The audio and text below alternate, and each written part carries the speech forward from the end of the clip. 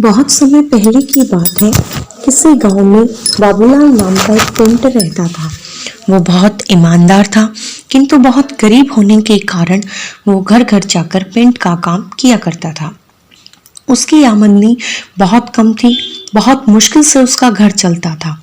पूरा दिन मेहनत करने के बाद वो सिर्फ 2 वक्त की रोटी ही जुटा पाता था। वो हमेशा चाहता था कि उसे कोई बड़ा काम मिले जिससे उसकी आमदनी अच्छी हो, पर वो छोटे काम को भी बड़े लगन और ईमानदारी से करता था। पूरा दिन मेहनत करने के बाद वो सिर्फ 2 वक्त की रोटी जुटा पाता था। वो हमेशा चाहता था कि उसे कोई बड़ा काम मिले जिससे उसकी आमदनी अच्छी हो। एक दिन गांव के जमींदार ने उसे बुलाया और कहा, सुनो बाबूलाल, मैंने तुम्हें यहाँ एक बहुत जरूरी काम के लिए बुलाया है। क्या तुम वो काम करोगे? बाबूलाल, जी हुजूर, जरूर करूंगा। बताइए क्या काम है? जमींदार कहते हैं, मैं चाहता हूँ तुम मेरी नाव पेंट करो और ये काम आज ही हो जाना चाहिए। बाबूलाल, जी हुजूर, ये काम मैं आज ही कर दूंगा। सामान लेकर आता है और नाव को रंगना शुरू कर देता है। जब बाबूलाल नाव रंग रहा था तो उसने देखा नाव में छेद था।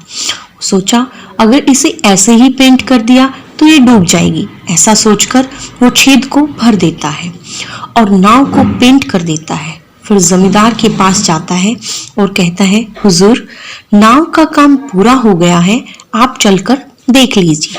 फिर वो दोनों नदी के किनारे जाते हैं।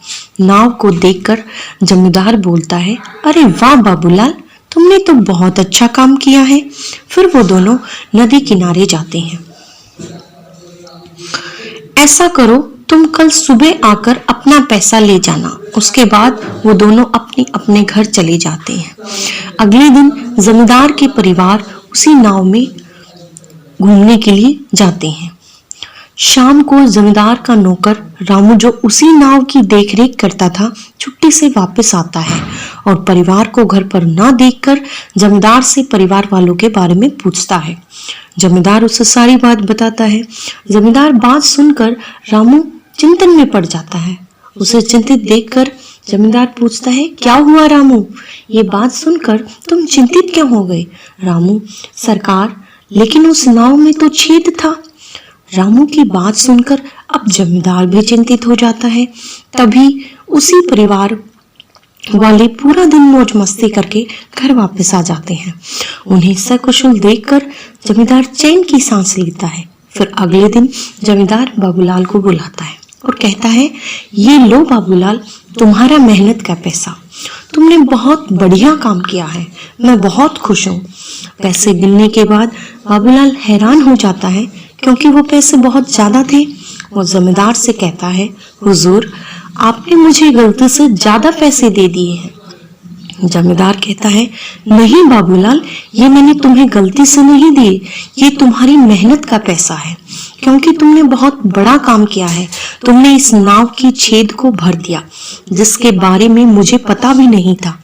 अगर तुम चाहते तो उसे ऐसे ही छोड़ सकते थे, पर तुमने ऐसा बिल्कुल नहीं किया, जिसके लिए मेरा